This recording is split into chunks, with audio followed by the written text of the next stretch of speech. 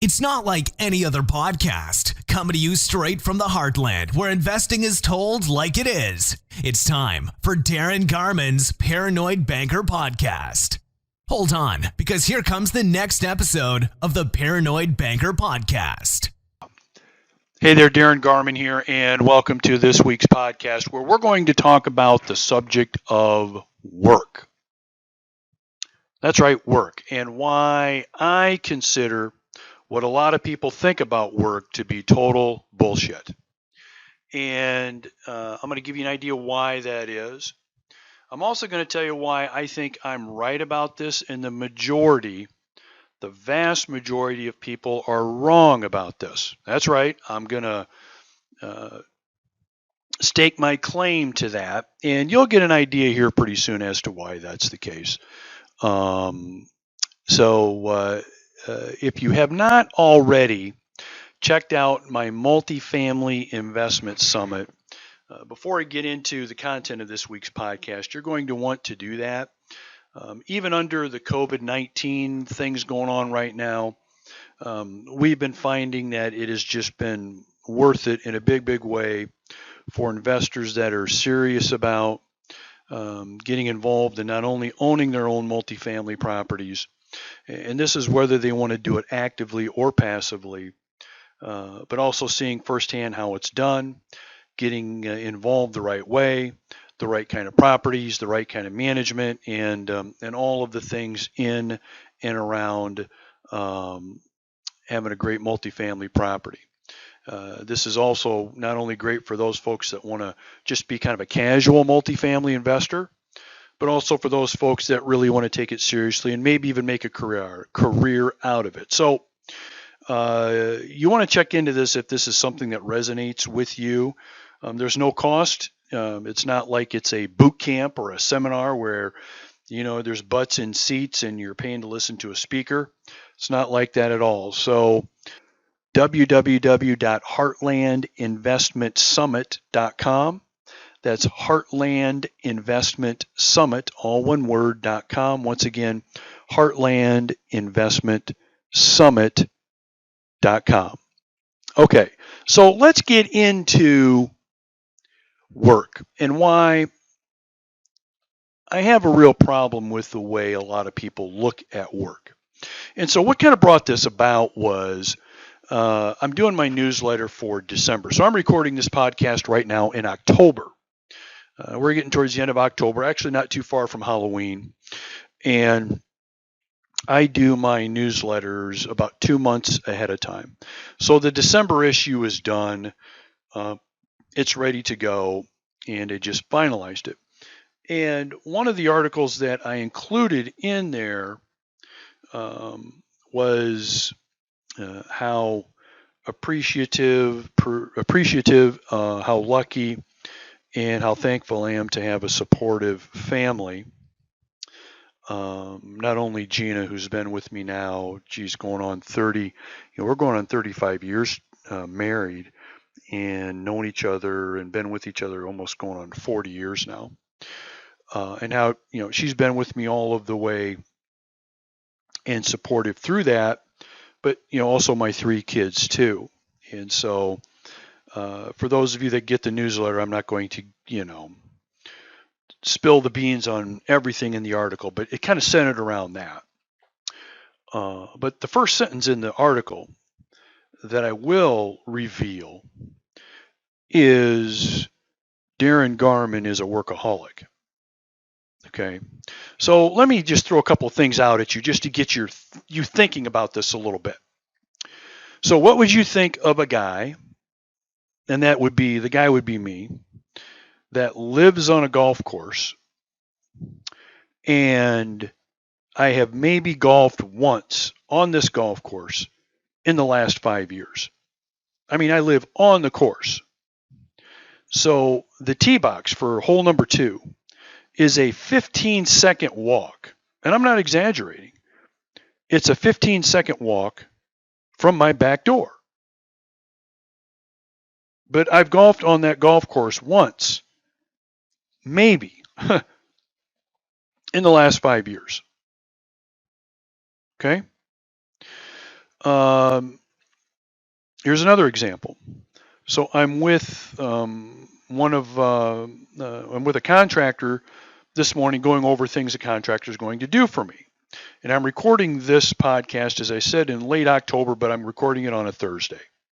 So at the end of our meeting, the contractor basically says, yeah, what are you going to do with your time off? Tomorrow's Friday, and I'm looking forward to the weekend, and can't really wait. And he's really excited that Friday is coming soon, and he's got the weekend, and assumes, wrongly by the way, that I'm super excited that it's going to be Friday because now I can do something that I really want to do. More on that later, by the way. But I didn't have any of the excitement he did. I just kind of, okay, well, great, good for you. So I wasn't looking forward to Friday. I wasn't looking forward to the weekend. Okay. Here's another example. When I am on my way to our home in Arnold's Park, Iowa, which is on a beautiful lake by the name of Okoboji, when I'm on my way there, if I'm not driving, I'm working. When I'm at the lake house, I'm working. Not all the time, but a fair amount of time, I'm working. So the three little scenarios I just gave you, and I could give you a bunch more, would you classify me, back to what I originally said, as a workaholic? Most of you probably would. And I would say most of you are wrong. I can hear you now. Come on, Garman. You're denying it. You're a total addict. You're like an addict in denial, dude. You're denying it. You've got this work problem, this work issue that you're kind of addicted to it, and that's all you want to do. And I can foresee it being a huge problem. Well, let me just add just a little curveball to that theory. I've not missed any of my, let's just say, family's big events. Okay. So I've not missed any vacations we've gone on because of work. I've not missed any of the big football games, wrestling meets, wrestling matches, soccer games. I've not missed any of those. Ever. Ever. Hell, I've even coached dozens and dozens of them. I've not done that. So it's not like, when you're watching some dramatic movie or TV series where, the son or daughter is the basketball player, the football player, the singer, and dad's supposed to show up and dad doesn't show. Okay. You've all seen these movies, right? Where, the kid's waiting for dad, hasn't seen dad for a long time, or dad's missing all of the events and finally promises to be at this one big important event. And of course, dad doesn't show. And there's disappointment, sadness, and all that crap. You've seen the movies or the TV shows about that and seen that. Remember, that's TV and it's drama, by the way. But that's not me. I've not done that. Now, before I go any further, let me just mention to you, I'm not looking for any kind of a badge here. Okay, I'm not trying to position myself as high and mighty here and look what I'm able to do.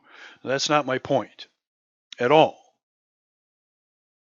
But my point is, many of you listening are probably thinking that, God, you've got to be sacrificing. There's got to be some issue here, some problem. I mean, dude, you don't even golf and you live on a golf. I mean, you've got to have problems here. And I'm going to tell you, I have problems, lots of them every day. And I'll get into that a little bit more here in just a second. But the main point of what I wanted to mention to you about this circles around your thinking. And I shouldn't say everybody listening. There's going to be some of you that don't think this way. But the majority of people's thinking regarding work and my thinking regarding work. Okay. And here's the main difference. The main difference is many people think about, deal with, engage in, participate in their work as something they don't really want to do. Therefore, it's work. Right? So, in other words, a lot of people's definition of work would center around something they really would rather not be doing. Okay? So, my definition of work would be if you were to come into my office or into my home and say, hey, Darin, I've got 3 gallons of paint out in the driveway. I've got a couple of paintbrushes. I'd like you to start painting your house. Okay. To me, that sounds just freaking terrible. That sounds awful. Because to me, that's work. That's work. That's something I would hate doing, would not look forward to doing, would not like it for 1 second while I'm doing it, would look forward to getting it over with and getting on to something else. Okay. Well, that's what most people's definition of work is. Okay. Is that, which is the analogy I just gave. And that is doing something they ordinarily really wouldn't want to be doing. And in some cases, many people hate what they do. Therefore, they consider it work. So when I tell people that I'm easily into the 90, 100 hours a week world, they're thinking, oh my God, you've got a problem. Oh my God, you got to be kidding me. Why? Because many people think I'm doing something I don't like to do. Guess what? They'd be wrong. Because every minute I'm working, I'm doing something I enjoy doing, that I really like to do, and that I don't know what else I'd rather be doing. Why? Because I enjoy it. It's something I look forward to doing. So I'm one of those guys that if you put 2 choices in front of me, one being a vacation, a trip to Italy, let's just say, okay, or working for a week, I don't instantly pick Italy. I don't instantly pick a vacation. And of course, I'm talking, without all the COVID things going on and all of the dangers of travel and all that kind of stuff. So put that aside. I don't quickly point over to the vacation. Okay. I think about it. And I may not choose the vacation. I may not. Now, again, if you're one of those folks that think I've got a problem and that I'm like denying my, let's just say, sickness, I would say you also may believe that work is something you don't want to be doing, and you may not like doing what you do. Whereas I love what I do. Now, let's just kind of set the record straight here for just a second on something. Does that mean that while I'm doing something I love to do and I like to do, doesn't have issues, problems, frustrations, days where I wonder, what the hell am I doing? Days I wonder, am I doing the right thing? Days where I'm just totally frustrated. Of course, I have those days all the time. So in no way am I saying that doing something that you don't consider work is going to free you from problems, issues, frustrations, sometimes on a global scale. No, that's not the case. But part of loving it is loving the shit you've got to put up with that you don't really want to put up with and don't want to do, but you do it anyway. Okay, you do it anyway. A real big problem for folks is they don't like what they do career-wise, for example. And in addition to that, they're doing things they don't like to do, but then while they're doing the things they don't like to do, now they're doing additional things they hate doing while they're doing things they don't like to do. That makes sense? Yeah. Yeah. I hope I'm kind of painting the picture here for you.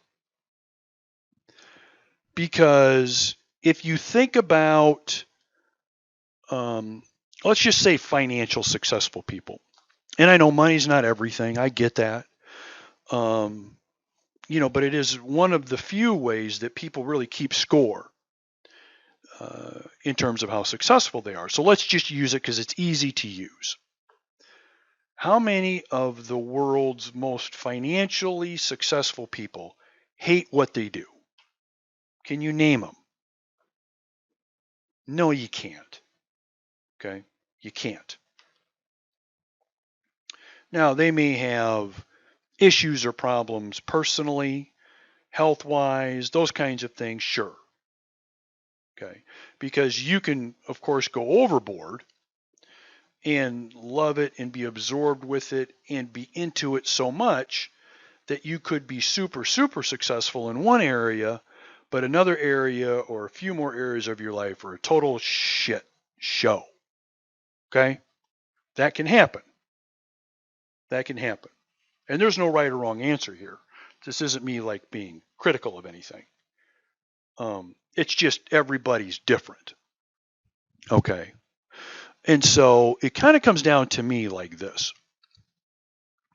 So, like I said, I'm easily 90 to 100 hours a week. Okay. And I don't mind it at all. At all. And I've got supportive people in my life that get that. And I'm lucky to have that. But I'd rather do something for 100 hours a week that I love doing and working 100 hours a week than working 40 hours a week and getting 60 bonus hours to do whatever the hell I want, doing something I hated doing. Okay, so think about that. What would you rather do? Would you rather work 40 hours a week and get no real, pure enjoyment out of? Do that for 40 hours a week? Or would you rather work 100 hours a week and really, really, really love what you're doing? Think about that for just a second.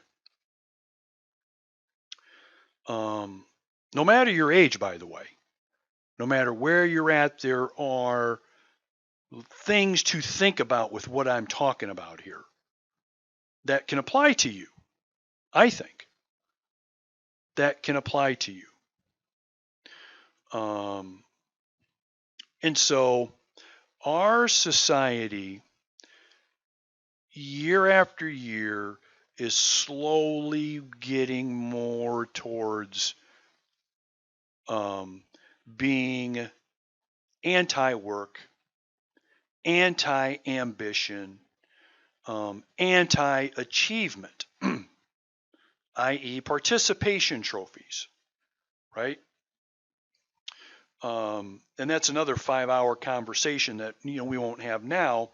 But as the generations change, as time goes by, the work ethic diminishes more and more and more. And it's looked down upon. It's seen as a problem.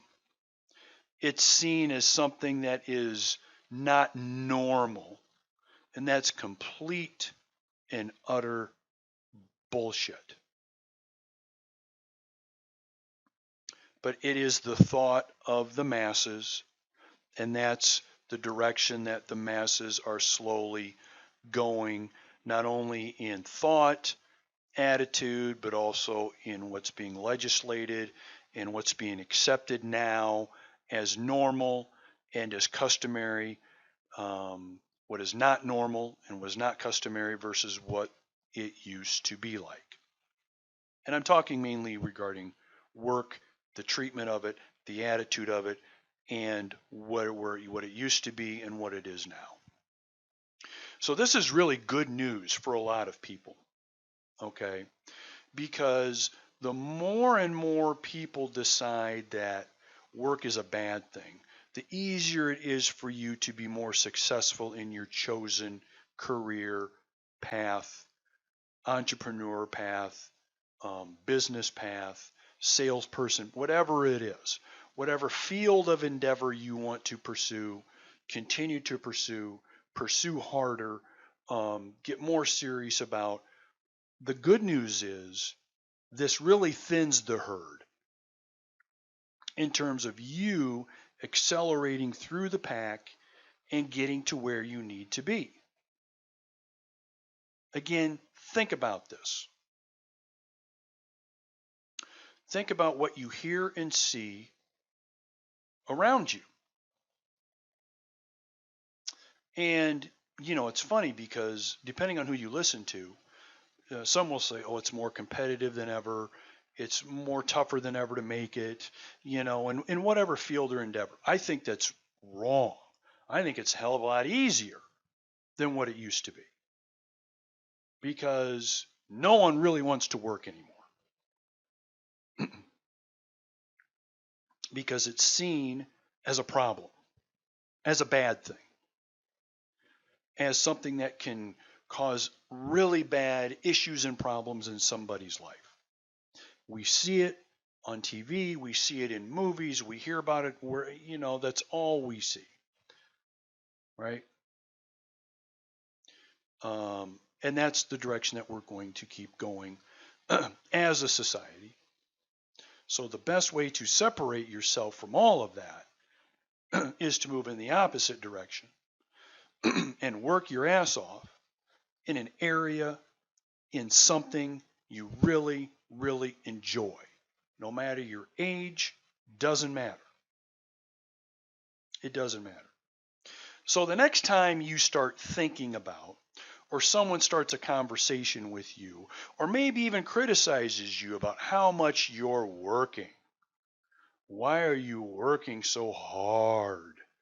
Why are you working so much?